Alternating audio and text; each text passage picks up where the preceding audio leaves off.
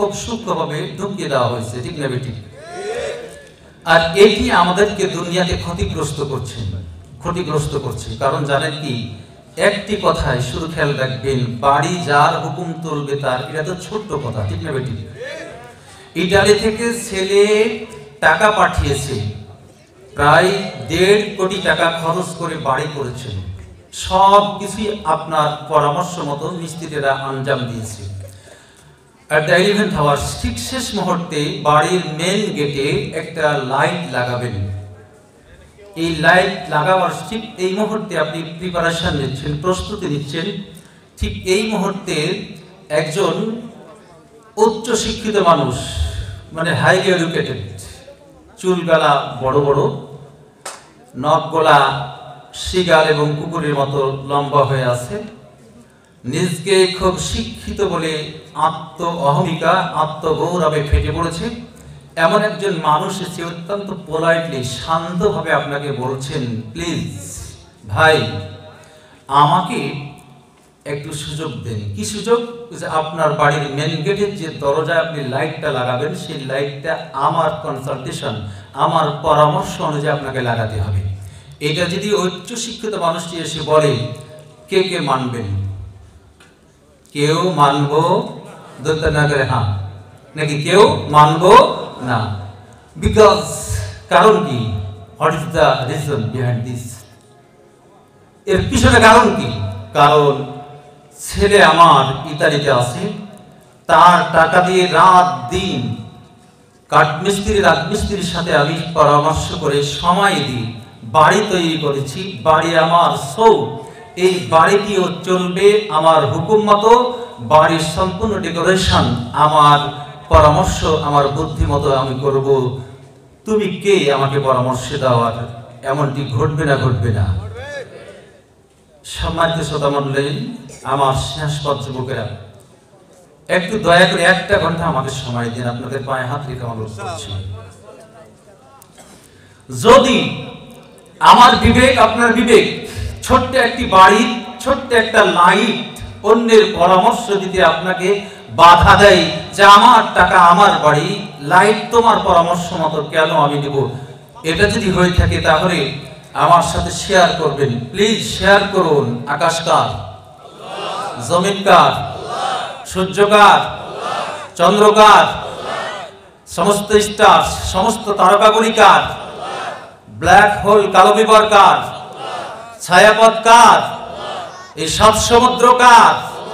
মাটির লেয়ারে লেয়ারে যে পানির সুন্দর সিস্টেম আল্লাহ করে রেখেছেন, এটা কার? সুন্দর বন বনানী দিয়ে এই পৃথিবীকে সাজিয়ে দিয়েছেন, এই পৃথিবী কার? বাংলাদেশ কোথায় হুজুরের? বাংলাদেশ মুরগি চোরদের। বাংলাদেশ কার? বাংলাদেশও আল্লাহ। মগজের ভিতর, দিমাগের ভিতরে set up, mind set up করতে হবে যে তাম বিশ্ব যেহেতু আল্লাহ, চন্দ্র সূর্য গ্রহ নক্ষত্র নিহারিকা 7 সমুদ্র বন বনানী দিয়ে এই পৃথিবীকে সুন্দর করে সাজিয়ে দিয়েছে এই যে মহান মাহবুব, সেই মহান মাহবুবের হুকুম মতোই এই জমিন চলবে। এটি 100 লজিক্যাল অ্যানসার। আর সেই দাবি আল্লাহ তাআলা কোরআনুল হাকিমের ভিতরে পেশ করেছেন, আলা লাহুল খালকু ওয়াল আমর, বি কেয়ারফুল, সাবধান, সতর্ক থাকো, এই সৃষ্টি যার, হুকুম চলবে তার। কিন্তু কে আমার দিমাগকে ডাইভার্ট করলো এই থিম থেকে, এই চিরন্তন সত্যের বাণী থেকে আমার থিম, আমার মানসিকতাকে কে ডাইভার্ট করলো? ডাইভার্ট করেছে তথাকথিত বুদ্ধিজীবীরা, যারা বুদ্ধি বেঁচে খায় তারা নাকি বুদ্ধিজীবী, ঠিক না? এরা আমাদেরকে পিছনে সরিয়ে দিয়েছে। আল্লাহ তাআলা আমাদেরকে কথা বোঝার তৌফিক দান করুন। তাহলে পৃথিবীতে হুকুম চলবে কার? আচ্ছা, এবার বলেন তো, সময় আমাকে দিতে হবে আপনাদেরকে, আমি বেশ পায়ে হাত রেখে চেয়ে নেব। আচ্ছা বলুন তো, পৃথিবী বড় না আপনি বড়? নো, পৃথিবী বড় না আপনি বড়? এই তো আটকে গেছেন। পৃথিবী বড় নয়, আপনি বড়, কারণ পৃথিবীকে আল্লাহ তাআলা তৈরি করেছেন আপনার জন্য।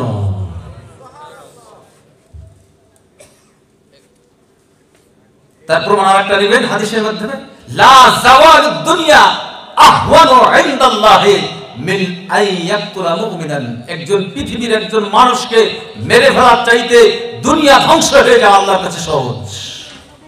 মানে পৃথিবী ধ্বংস হয়ে গেলে আল্লাহ যতটা কিছু না হয়, একজন মানুষকে মেরে ফেললে আল্লাহ রব্বুল আলামিন তার চেয়ে বেশি নারাজ হয়ে যান। সো পৃথিবীর চেয়ে আপনার দাম বেশি।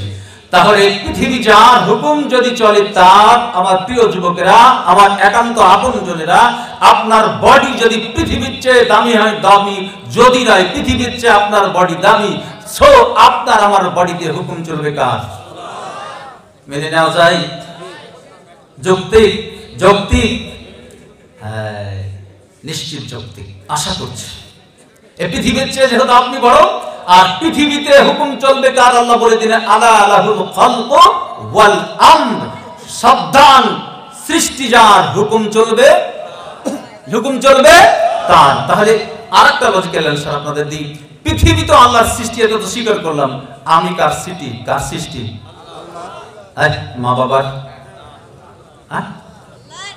আমি কার সৃষ্টি? Allah's সৃষ্টি। Not only general creation but also the best creation. Our physical structure most beautiful and most luxurious structure, because Allah subhanahu wa ta'ala said in Holy Quran, laqad khalaqnal insana fi ahsani taqwim. শুধু সাধারণ মানুষ নই আমি, এই পৃথিবীর সবচেয়ে সুন্দর সৃষ্টি হচ্ছে আমি, এটা কোরআনে আল্লাহ তাআলা বলে দিয়েছেন। সো পৃথিবী যদি আল্লাহর মাখলুক সৃষ্টি হয়, খালক হয়, আমিও আল্লাহর সবচেয়ে দামি খালক, দামি সৃষ্টি, দামি ক্রিয়েশন। সো আমার জীবনেও হুকুম চলবে কার? আল্লাহর। কিন্তু হুকুম কি চালাচ্ছি আমি পার্সোনাল লাইফে? যার দেশের কথা বলছি না, আমার ব্যক্তিগত জিন্দেগিতে আমার হুকুম চালাচ্ছি কি আমি? হুকুম চলছে শয়তানের কার? হুকুম চলছে মমতাজের, হুকুম চলছে ফেসবুকের, হুকুম চলছে ইউটিউবের, হুকুম চলছে মেসেঞ্জারের, হুকুম চলছে হোয়াটসঅ্যাপের। ঠিক না ঠিক? আর এটা যুবকদের জন্য তো যুবকই বেশি, তারপরে আমার মুরব্বী যেহেতু আছি, আর মুরব্বীদের জীবনে হুকুম চলছে কার? মুরব্বিনীর। ঠিক না ঠিক? হুকুম চলছে কার? বেটার। হুকুম চলছে কার? নাতি নাতনির, পোতা পুত্রের। বৈধ হোক আর অবৈধ হোক, মিষ্টি নাতি যদি কিছু চাই, তাহলে সুন্দর ফুটফুটে কুত্তার একটা বাচ্চা, একটা পঞ্চের একটা বাচ্চা আমাকে উই হ্যাভ টু সাপ্লাই, একটা পুতুল আমাকে সাপ্লাই করতে হচ্ছে। আমি দাদা, আমার পোতার জন্য কুত্তার পুতুল আমার দাদাকে, নাতিকে নিয়ে দিতে হচ্ছে। তাহলে হুকুম ছিল কার? নাতির। কোথায় আছি আমরা? আর কোথায় আছি? হুকুম চলছে কার? হুকুম চলছে গিন্নির। যাদের নাতি নাতিন হয়নি, হুকুম চলছে কার? গিন্নির হুকুম চলছে। সবারই হাতে অ্যান্ড্রয়েড মোবাইল, তুমি কেন আমাকে দিবে না? এবার বাধা পড়ে গেল তো, এখন হুকুম হয়েছে গিন্নির অ্যান্ড্রয়েড মোবাইল, বৈধ হোক আর অবৈধ হোক, মোবাইল একটা দিতেই হবে। হুকুম দিয়ে দিলাম, এবার বিবিকে বিপদে ফেললাম, আমি নিজেও বিপদে পড়লাম। এই পানি দাও তো এক গ্লাস, যে টেবিলের উপর গ্লাস আছে, জগ আছে, ঢেলে খাও। তুমি কি করছো? আমি একটু ডট ডট ডট কম লয়, ডট বেশি, অনেকগুলো ডট। কথা ঠিক নেবে? ঠিক এই অবস্থা। তাহলে আমার হুকুম চলছে কার? কারো জীবনে ফেসবুক, মেসেঞ্জার, হোয়াটসঅ্যাপ, মোবাইলের কারো জীবনে হুকুম চলছে দাদা নাতির, কারো জীবনে হুকুম চলছে জালেম মানুষগুলার, কারো জীবনে হুকুম চলছে শয়তানের। কথা ঠিক নেবে? ঠিক। কিন্তু সমস্ত হুকুমকে বাতিল করে দিয়ে ওহীর হুকুম, আল কোরআনের হুকুম, রাসূল সাল্লাল্লাহু আলাইহি ওয়াসাল্লামের হুকুম আমাদের জীবনে বাস্তবায়ন করতে হবে না হবে না? সেই হুকুমের নাম হচ্ছে বিধান। সেই হুকুমটা কি? হুকুম মানে বিধান। হুকুম মানে কি? বিধান। আমার আলোচ্য বিষয় কিন্তু দেওয়া হয়েছে আল্লাহর বিধান পালনের যৌক্তিকতা। যৌক্তিকতা কিন্তু চলে এসেছে। কেন আমরা আল্লাহর বিধান পালন করতে বাধ্য? অল্প কথার ভিতরে ইনশাআল্লাহ আপনাদের দিমাগে ঢোকাতে পেরেছি। কেন আল্লাহর হুকুম পালন করব? এক কথায় আমি আল্লাহর সৃষ্টি। আমার ছোট্ট বাড়িতে একটা লাইট সেটের জন্য যেমন আমি কারো মরলি মাদক বলে মেনে নিতে পারি না, আল্লাহর জমিনে এবং আমি আল্লাহর সৃষ্টি আমার জিন্দেগিতে যদি আল্লাহর হুকুম বাদ দিয়ে, আমার জমিনে যদি আল্লাহর হুকুম বাদ দিয়ে কারো হুকুম কারো বিধান আমার ব্যক্তিগত জীবনে, রাষ্ট্রীয় জীবনে, পারিবারিক জীবনে, জীবনের প্রতিটি অঙ্গনে যদি আল্লাহর হুকুমকে ভাইলেট করে মানুষের তৈরি করা হুকুমে আইন কানুনকে বিধানকে মেনে নিই, তাহলে আমি অবশ্যই আল্লাহর গজব এবং আযাবের ভিতরে পতিত হব। যার কারণ কি? আল্লাহর হুকুম এবং আল্লাহর বিধান যারা মেনে নেয়, তা আল্লাহ তাদেরকে 3টি টাইটেল দিয়েছে। কয়টা? আমি বললে তারা রাগ করবে, কথা বোঝা গেছে? আল্লাহর কালাম 3টা টাইটেল দিয়েছে, আল্লাহ তাআলা 3টি টাইটেল দিয়েছেন যারা আল্লাহর বিধান মেনে নেয় না। এবং খেয়াল করেন ওই আয়াতের ভিতরে আমি যতটুকু পড়াশোনা করেছি, কিছু জায়গা 3টা আয়াতে জালেম, ফাসিক এবং কাফের বলে টাইটেল দেওয়া হয়েছে, কিন্তু এটা কখন কারা এটা বলা হয়নি। যুবক, বৃদ্ধ, আবাল, বৃদ্ধ, বনিতা, নারী, পুরুষ সবাই হতে পারে, সেই টাইটেলের আওতায় আসতে পারে যারাই আল্লাহর বিধান অনুযায়ী জমিনে ফায়সালা করে না, সে হলো জমিনের জালেম। যারা আল্লাহর ফায়সালা অনুযায়ী তার নিজের জীবনে ফায়সালা করে না, সে ব্যক্তিগত পার্সোনাল জালেম। তাহলে আমার জীবনে আল্লাহর বিধান পালনের যৌক্তিকতা অবশ্যই আছে। আমাকে আল্লাহর বিধান পালন করতেই হবে, আমি যেই হই না কেন। কারণ আমার সুন্দর বডিটিকে সাজিয়ে দিয়েছেন কে? যদি বলেন কে? আল্লাহ রাব্বুল আলামিন সাজিয়ে দিয়েছেন। আমি আমার জামে মসজিদে এবং খুতবার ভিতরে অনেক সময় বলি, বাবারে কেমন সিজদা করো না? তুমি কত বড় নিমুখ হারাম, তুমি নাই, আমি কত বড় নিমুখ হারাম, আমি মুসলমান নিজকে দাবি করছি, অথচ আল্লাহকে সিজদা করছি না, নামাজ পড়ছি না, হজ করছি না, যাকাত দিচ্ছি না, আল্লাহর জমিনকে আল্লাহর কোরআন দিয়ে সাজাবার জন্য সামান্যতম প্রচেষ্টা আমার জীবনে নেই। কত নিমুখ হারাম আমি, অথচ এই জমিনকে সাজিয়েছেন কে? আল্লাহ। আমার এই ফিজিক্যাল স্ট্রাকচার, আমার কাঠামোটাকে, অবয়বকে সাজিয়ে দিয়েছেন কে? আল্লাহ। সাজিয়েছেন কেমনে জানেন? আমার সম্মানিত ভাই তো বলেন, আমি আর একটু বলবো। আল্লাহ তাআলা চ্যালেঞ্জ করেছেন, ফি আনফুসিকুম আফালা তুবসিরুন। দূরে যেতে হবে না, আকাশ নিয়ে গবেষণা তো করতে হবে বলা হয়েছে। তারপরে আল্লাহ রাব্বুল আলামিন বলেন, তুমি যদি আকাশ নিয়ে চিন্তা ভাবনা করার অবকাশ না থাকে, সময় না পাও, এতটুকু ব্রিলিয়ান্ট যদি তুমি না হও, জিনিয়াস যদি তুমি না হও, এতগুলো থিম তোমার মগজে যদি তুমি মাইন্ড সেটআপ করতে না পারো, তাহলে বান্দারে আমাকে পাবার জন্য, আমাকে আমার হুকুমকে পালন করার জন্য, ফি আনফুসিকুম আফালা তুবসিরুন, তোমার নফসের ভিতরে তুমি চিন্তা করো, তুমি কি দেখো না তোমার হিউম্যান বডিকে, তোমার বডিটাকে আমি আল্লাহ কত সুন্দর করে সাজাইয়া দিয়েছি। সাজানো দেখবেন। এবার বলছি কেন ইবাদত করব? ইবাদত পালনের যৌক্তিকতা, তারপর কোন হাদিসে দলিল দেব ইনশাআল্লাহ কেন পালন করব। এবার বলেন, একটু তাকান, আসলে চিন্তা করি না। আল্লাহ তো বলেন, রফি আনফুসিকুম আফালা তুবসিরুন, তোমার নিজের নফসের ভিতরে আমাকে চেনার বহু উপাদান এবং বহু উপমা আল্লাহ তাআলা আমি তোমার জীবনের ভিতরে দিয়েছি, কিন্তু তুমি আফালা তুবসিরুন, তুমি কি দেখছো না? এবার বলুন, আমার সাথে শেয়ার করুন, হাতের এই ত্বক, চামড়া শক্ত না মুখের গালের ভিতরে চামড়া শক্ত? হাতের ত্বক। এবার প্র্যাকটিক্যাল করুন, এই হাত যতটা তাপ সহ্য করতে পারে, এই হাত বেশি তাপ সহ্য করতে পারে নাকি আপনার মুখের ভিতরে নরম ত্বক, চামড়া বেশি তাপ সহ্য করতে পারে? হাতের তালু। সুবহানাল্লাহ, সুবহানাল্লাহ বলবেন না? কারণ হাত দিয়ে তো মুখে দিতে হবে, ঠিক না ঠিক? যদি আমরা স্টাইলিস্ট হয়েছি, আমরা হাত বাদ দিয়ে চামচ ব্যবহার করতে শিখেছি। সম্ভবত ৫ম বার যখন হজে যাই, তখন এয়ারপোর্টে বসে আছি, তো 2জন হাফ প্যান্ট পরা সাদা মানুষকে দেখলাম, আমার পাশে এসে বসলো। বসার পরে অনেকে আছেন খড়ি ব্যবহার করছে, আমি বুঝি না, বুঝতে পারছি না কিভাবে সম্ভব হচ্ছে। কথা বোঝা গেছে, 2-3টা খড়ি ব্যবহার করছে, আর খড়িও আছে, আর কি বলে আপনার চামচও আছে। তো চামচের মোটামুটি 4টা কাঁটা, আর আমার আল্লাহ আমাকে কয়টা কাঁটা দিয়েছেন? 5টা কাঁটা। তাহলে চামচ ভালো না আমার 5 কাঁটাওয়ালা এই চামচ ভালো? বলেন তো বাস্তবে।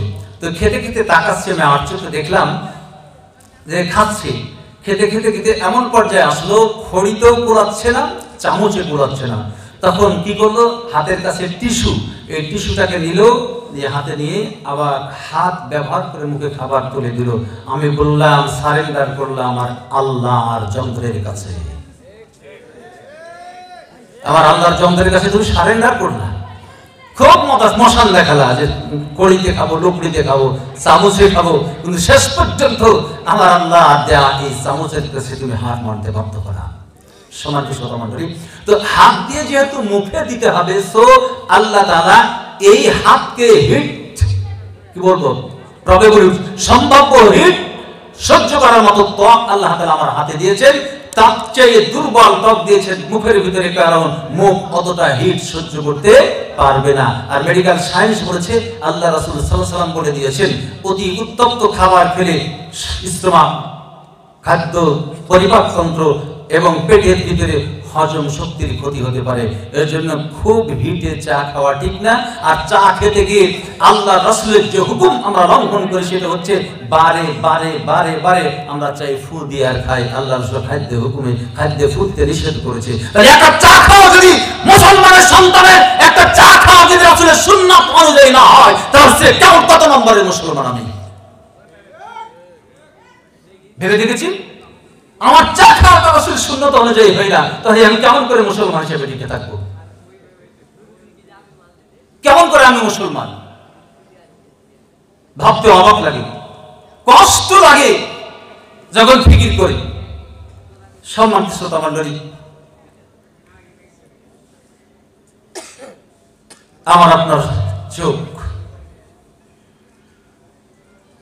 কেন সিজদা করে না বলেন তো? যারা যুবকেরা আছেন, যারা নামাজ পড়েন না, অনেকে আছেন, আল্লাহ হিদায়াত করুন বলুন আমিন। তবে আমি আশা করছি আলহামদুলিল্লাহ এই প্যান্ডেলের নিচে যারা আছে সবাই ভালো মানুষ এবং সবাই নামাজি মানুষ। আল্লাহ সবাইকে নামাজি হিসাবে কবুল করুন। বাবারে, একটা চোখের ডাক্তার যদি বাস্তবতা, আমাদের অবস্থা এমন যে আমরা মননে ইসলাম পালন করি না আর বাস্তব ইসলাম পরিপালন করি না, কোনোটাতে নেই। মননে ইসলাম নাই, বাস্তব ইসলাম মানি না। বাট আমি দাবি করি যে আমি নাম্বার 1 মুসলিম, ঠিক না? চিন্তার চেতনা তো ইসলাম নাই, বাস্তব ইসলাম নাই, কিন্তু কথার ফুলঝুরি আমি কি মুসলমান নই, এই জোর করে মুসলমান হওয়ার টেন্ডেন্সি আমাদের ভিতরে আছে না নাই? আল্লাহ এর থেকে বেরিয়ে আসা তৌফিক দান করুন। সম্মানিত শ্রোতা মণ্ডলী, নিয়ে যাব আপনাদেরকে শরিয়া ইসলামের বিধান পালনের যৌক্তিকতা। কেন আল্লাহকে মানবো? আল্লাহকে মানাই মানে তো আল্লাহর বিধান পালন করা। চোখটা, এই যে সিসি ক্যামেরা অথবা এই ক্যামেরা দিয়ে ছবি তোলা হচ্ছে, এই ছবি হয়তো বা কোনো সময় ডিলিট হয়ে যেতে পারে, অথবা একটা ধারণ ক্ষমতা এই ক্যামেরার আছে। কিন্তু আল্লাহ রাব্বুল আলামিন আমার আপনার ব্রেনের ভিতরে, ব্রেনের 3টা না 5টা ভাগ দেখেছিলাম, সম্ভবত 3টা পার্টস আছে। একটা চোখে দিয়ে যা দেখে তা ধারণ করে, বুদ্ধি দিয়ে মানে মানুষ যা বলে এটা ধারণ করে, শ্রবণ শক্তির সাথে, চোখের সাথে, আর একটা কার সাথে, ব্রেনের 3টা পার্টস আছে।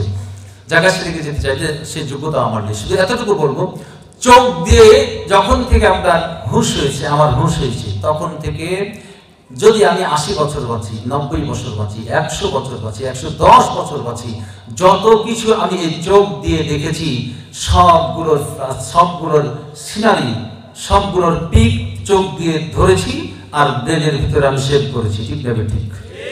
আমি মৃত্যু না হওয়া পর্যন্ত আমার চোখ দিয়ে তোলা ছবি, আমার ব্রেনে সেভ করা সেই ছবিগুলো মৃত্যুর আগা পর্যন্ত সেভ হয়ে থাকবে, কথা ঠিক না? ঠিক।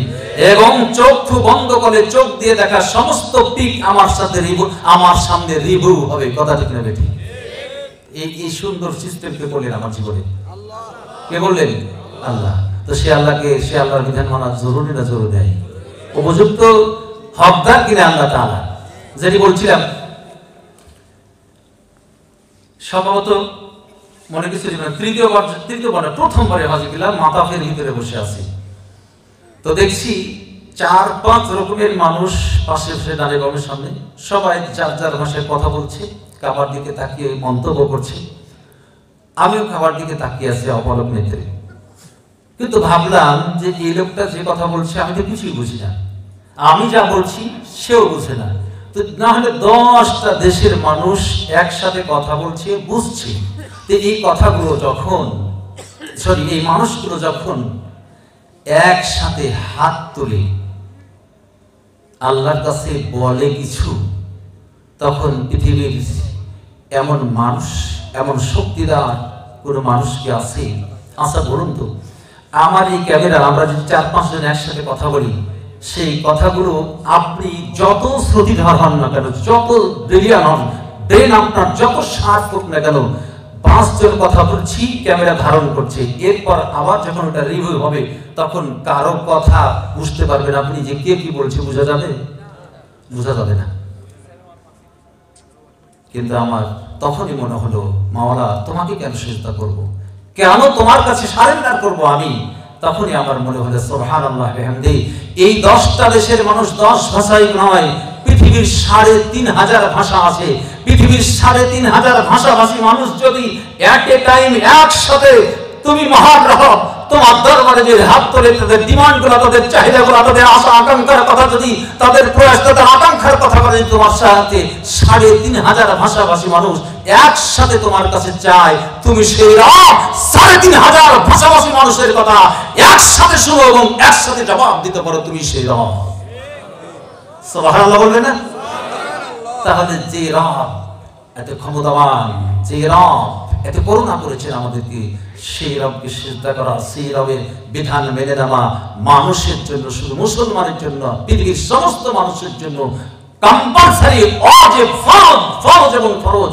কারণ তোমার আমার জীবনে, আপনার আমার জীবনে আল্লাহ রাব্বুল আলামিন যে করুণা করেছেন, দয়া করেছেন, মার্সি করেছেন, তা যদি গণতে যায়, রব চ্যালেঞ্জ করে রেখেছেন পবিত্র কালামুল্লাহর ভিতরে 2 জায়গায় এসেছে, ওয়া ইন তাউদ্দু নি'মাতাল্লাহি লা তুহসুহা।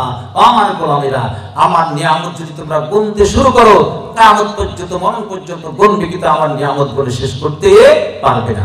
তাহলে ধরুন একটা চোখ আল্লাহ তাআলার বান্দাকে আল্লাহ তাআলা দিয়েছেন, আমাকে আপনাকে দিয়েছেন। এই চোখটা নষ্ট হয়ে গেছে, চোখে দেখতে পাচ্ছি না। একজন চক্ষু স্পেশালিস্ট, তিনি খুব গবেষণা করে, ফিকির করে, অথবা চক্ষু হাসপাতালে গিয়ে 10-12 জন চক্ষু বিশেষজ্ঞ খুব পরামর্শ করে আপনার চোখের ব্যাপারে একটা সিদ্ধান্ত নিলেন।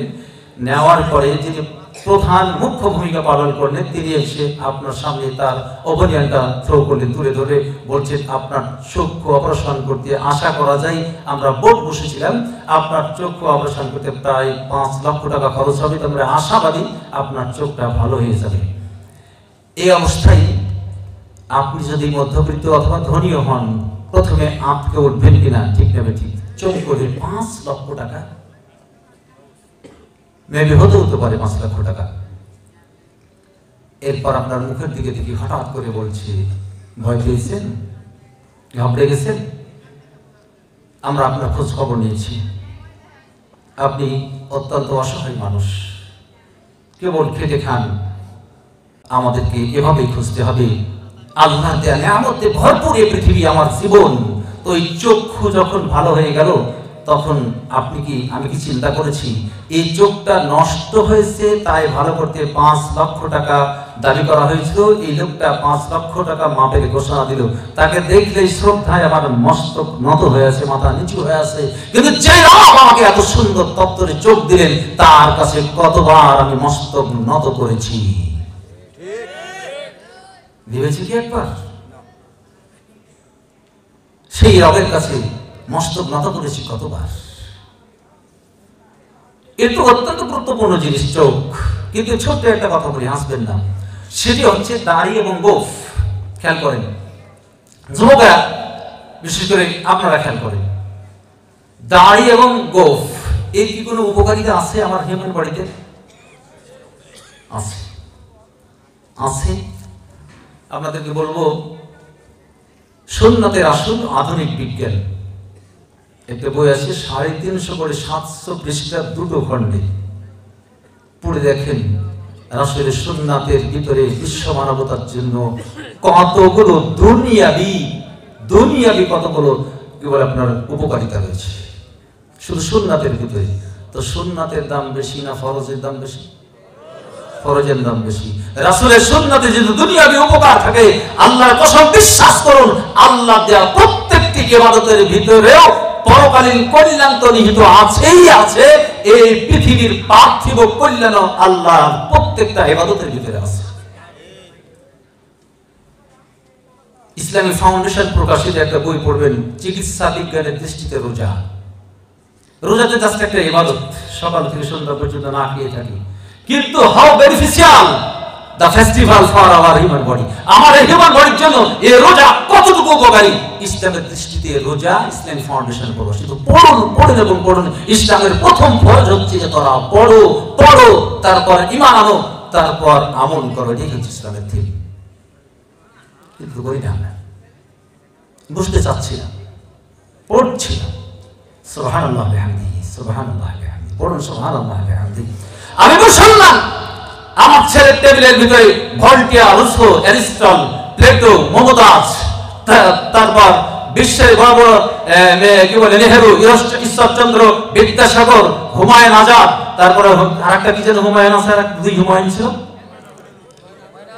হুমায়ুন আহমেদ, হুমায়ুন আজাদ, এগুলো খুঁজে পাওয়া যায়। তা আশ্চর্য লাগে, আমি মুসলমান যুবক, আমি স্কলার, আমি কি বলে অনার্স পড়ছি, মাস্টার্স পড়ছি, আমি পুরো পলিটিক্যাল এফেয়ারের জন্য আসেনি, ইসলামের থিম, ইসলামের বিউটি আপনাদের সামনে তুলে ধরতে এসেছি। আশ্চর্য, আমার টেবিলের ভিতরে Voltaire, Russo, Aristotle, Humayun Azad, Humayun Ahmed, Ishwarchandra Vidyasagar, কি বলে আপনার রবীন্দ্রনাথ ঠাকুর, এগুলো পাওয়া যায়। তাসলিমা নাসরিনের লেখা বই পাওয়া যায়। যে আমি মুসলিম যুবক, আমার টেবিলের ভিতরে মুহাম্মদুর রাসূলুল্লাহ সাল্লাল্লাহু আলাইহি ওয়াসাল্লামের জীবনের একটা টুকরা খুঁজে পাওয়া যায় না। আমি মুসলমান, আমার জীবনের আমার টেবিলের উপরে হযরত আবু বকরের জীবনী খুঁজে পাওয়া যায় না। আমি মুসলমান, আমার টেবিলের উপরে তিতুমীরকে খুঁজে পাওয়া যায় না। আমি মুসলমান, আমার টেবিলের উপরে খালিদ বিন ওয়ালিদকে খুঁজে পাওয়া যায় না। আমি মুসলমান, আমার টেবিলের ভিতরে হাজী শরীয়তুল্লাহকে খুঁজে পাওয়া যায় না। আমি মুসলমান, আমার টেবিলের ভিতরে আশরাফ আলী থানভী রাহমাতুল্লাহ আলাইহি খুঁজে পাই না। আমি মুসলমান, ইসলামী নাও এখন বলতে চাই, আমি মুসলমান, আমার টেবিলের ভিতরে আল্লামা শাইখ আজিজুল হকের জীবনী খুঁজে পাওয়া যায় না। আমি মুসলমান, আমার টেবিলের উপরে আল্লামা শাইখের জীবনী খুঁজে পাওয়া যায় না। আমি মুসলমান, আমার টেবিলের উপরে মুফতি আহমদ শফিকে খুঁজে পাওয়া যায় না। বাট হয়, কিন্তু কেন আমার টেবিলে থাকবে না? ছোট্ট করে দরুদ শরীফ পড়ুন, আল্লাহুম্মা সাল্লি আলা সাইয়্যিদিনা।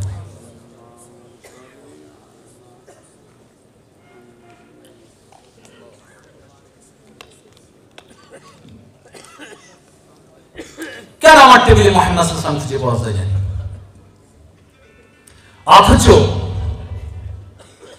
অথচ যাদের জীবনে আমার টেবিলে থাকে, তাদের চারিত্রিক সনদ পৃথিবীর মানুষেরা দেয়, অথবা চারিত্রিক সনদই নেয়।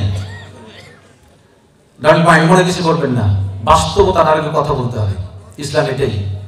আমরা কিছু সময়, কোনো সময়, বছর, 5 বছর, 2 বছর, 4 বছর পর যখন একটা নির্দিষ্ট সময় আসে, তখন আমরা রাত্রিবেলা একটা 555 অথবা 1 প্যাকেট বিরিয়ানি, হাঁসের পিকনিক পেয়ে আমরা আত্মভোলা হয়ে যাই, নিজেকে ভুলে যাই।